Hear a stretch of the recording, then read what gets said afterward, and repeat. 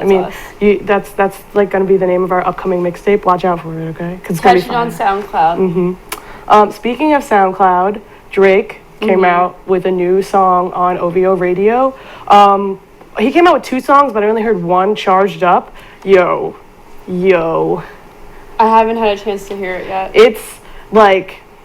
It's basically just like, I'm gonna like diss you and look at my nails at the same time, like my equivalent, I guess. Because basically he's saying like, he's dissing Meek Mill, obviously, because you know how Meek Mill started up with all of this crazy stuff on like Monday. I feel like he started on Monday. He was just like, Drake doesn't write his own raps, this, that, and whatever. Like, there were some serious claims about Drake not writing his own music. But like, who knows about Erica from Christmas then? Who's writing about her?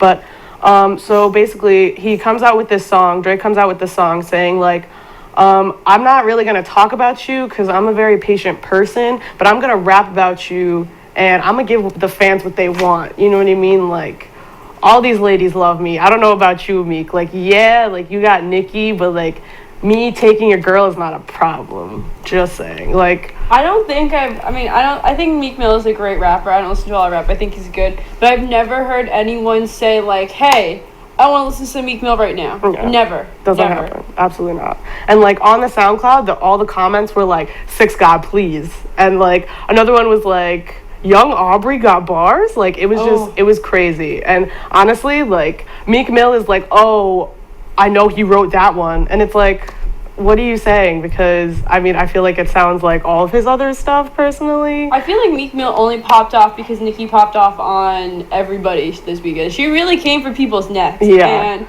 with some, justification, I have to say, she had this whole mini feud with Taylor Swift this weekend. After the VMA nominations came out for Video of the Year, Nicki felt snubbed by MTV because Anaconda wasn't nominated, which, I mean, I guess I kind of see. It is a great music video, and it has a lot of people talking. Mm-hmm. And then Feeling Myself, which is the collab that she did with Beyonce, didn't get mentioned. Masterpiece.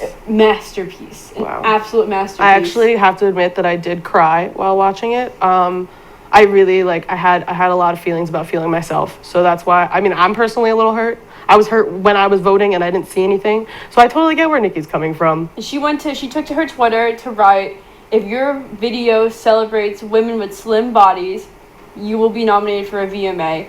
And this is where the drama starts, because Taylor Swift, who literally, no one was talking about, no one tagged you, no one snubbed you, no one tried to say any sort of this. No one said, she tweeted, I've always been a supporter and I've loved you. It's very unlike you to pit women against each other. Maybe a man took your spot. And it's just incredibly problematic. Incredibly. First of all, even if Nicki was talking about you, you need to take the high road. Mm-hmm. You do, because that's who you are. That's your persona. I feel like she was definitely whining. Like, that sounded like a whine to me. Yeah, it sounded like a whine. And, I mean, like, when you really look at the nominees, it doesn't sound necessarily like Nicki is talking about anyone else. No. You know what I mean? Like, you can definitely see that Ed Sheeran was nominated. I believe Kendrick Lamar was nominated. But at the same time, it's like, I feel like Ed Sheeran's video was like ballet. Like, I remember usually his videos are like ballet dancers. And I feel like a lot of people are doing that. So, I mean, that could be complimentary to that. Also, Bruno Mars was. She could also be mentioning it because the Anaconda video features thick women. Yeah. I think that's a great thing. Yeah.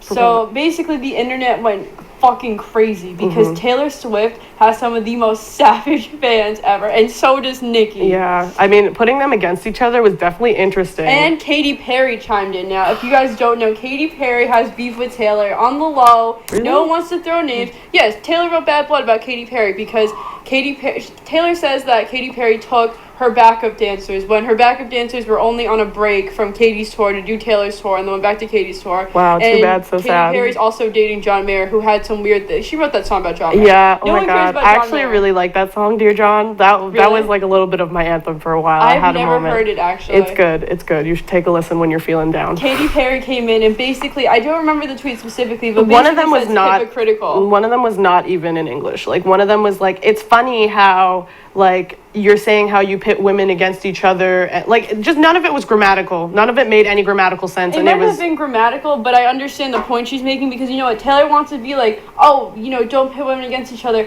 What did the Bad Blood video do? You pit women against each other, and you made a whole video with your friends to diss one person. Yeah, you're no better. You're no better. Absolutely not. She did apologize though. She tweeted at Nicki, "I'm sorry. I misunderstood. I misspoke. I didn't understand." And of course, Nicki, being the goddess that she is, forgave her. She's like, "No, Taylor, she called me. We're all right now." Yeah. I mean, like, that's what grown women do. And I'm glad. I'm actually so excited because, like, there doesn't need to be a spat. Like, literally, media was like, Nicki went off on Taylor. And everyone's like, went off? Where did she go off? She never added her. Oh, she did eventually, but she didn't add her when she said that. There's no business. There's no business for that. The real travesty is that Bitch Better Have My Money did not get the nomination for Video of the Year. And it literally came out on the first. The last nomination day was, I think, either the first or the second. So I don't know, MTV, I don't know what you're doing, but you got to get it together because, like, Rihanna will come for you for that money. She will. She will. Anyway. Moving on to other news. To more music. Louis Tomlinson, resident annoying person from One Direction, who I don't care about.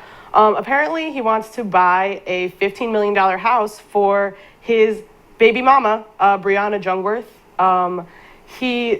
I guess he's trying to be a stand-up guy. I guess that's what he's trying to do by doing this. But I mean, like, I feel that ship has sailed personally. I mean, he's definitely doing what looks best for him in the public eye. You know, he's a young guy, not that much older than us, has a woman who's not his girlfriend, not his partner, pregnant. Yeah.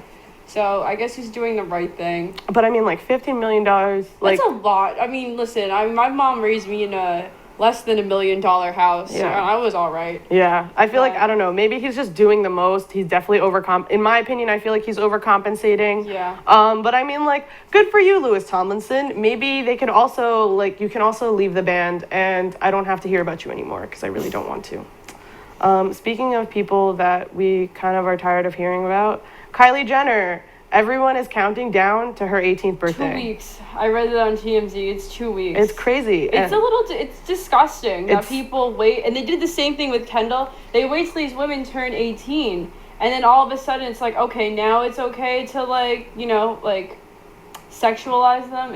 But they were already doing it before. Yeah, they really were. And I mean, right now people are waiting till her 18th birthday so that they can have dibs on her first topless photo, which I think is really terrible. Although, like, I mean, I can't lie, I'm interested to see what her boobs actually look like because I mean, they're definitely fake. She got them done. Sure. I've heard that. But I mean, like, it's seedy that this is even a story that people are even waiting. Because I have a 17-year-old sister too. It's seedy, you know. I guess when you're 17, you see it from a different point of view because you want that attention on yourself, and I understand that coming. I feel like she definitely does want attention. I feel like she's often forgotten. Like, I was actually watching the Kardashians at the gym. We were at the gym watching. We were noticing that, like, everybody else gets way more attention than Kylie Jenner. Yeah, and she's actually, like, mad at her mom. She was the episode preference, like, with her in it, was she was mad at her mom because they weren't speaking and they weren't really hanging out or something like that. I couldn't really hear. But it was, like, a really true testament to how I feel like she's being treated in her family because I feel like maybe this is why she's doing all of this, like, body modification and stuff like that. 17-year-olds do things, you know, you grow, you're insecure at the time, but to go out of your way to make sure you have surgery and to have parents that allow you to do that instead of talking to you and, like, helping you learn to appreciate the body that you have before making those modifications. Right. It's a travesty and it's a total disservice that her parents are doing to her. I think there's a lot of drama going on with her father.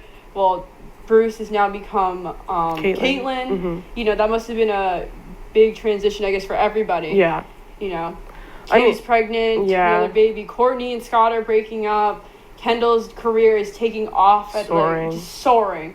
You know, it's easy to get lost in the mix, and I feel bad. I do feel bad because it's like, I mean, Kylie's still, like, doing whatever she has to do, you know what I mean? Kylie's still, like, getting it, you know what I mean? She's making money off of her hair extensions. She bought a $2 million house. Yeah, she's renovating her $2 million house right now. It's looking beautiful on Instagram, and I'm just like, yes, girl, you don't have to do this. Drake wouldn't let you do this. Drake's been to your house. He would never let you do this. Yeah, Drake wouldn't treat you like this, but Tyga might. But anyway, speaking of more music, Frank Ocean.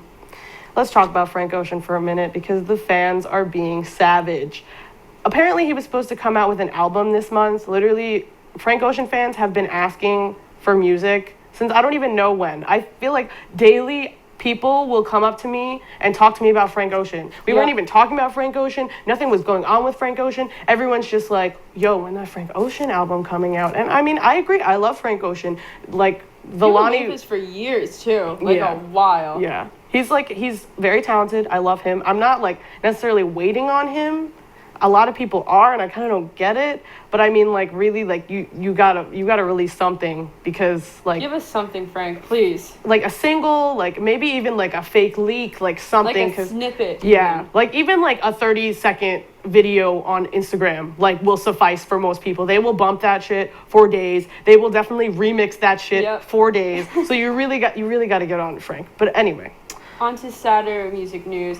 Metal band After the Burials guitarist Justin Lowe has been found dead. And it's really sad because a couple weeks ago, he posted on his Facebook just a giant rant, basically saying there's people out to get me, people are trying to set me up for crimes I didn't do. And the band released their own statement saying, hey, right now our guitarist Justin is going through treatment for a mental illness. I think it was schizophrenia. Mm-hmm. And it's really hard for him right now. Like, we ask everyone, please respect him and give him his space that he needs to get better. And I was like, that was really sad because, first of all, he's an incredibly talented guitarist. So a couple of days ago, he goes missing. He's reported as a missing person from his house. They found him dead in the woods, like 2 days later. The cause of death, it hasn't officially been confirmed, but people are saying his injuries are consistent with a fall. And it's really sad.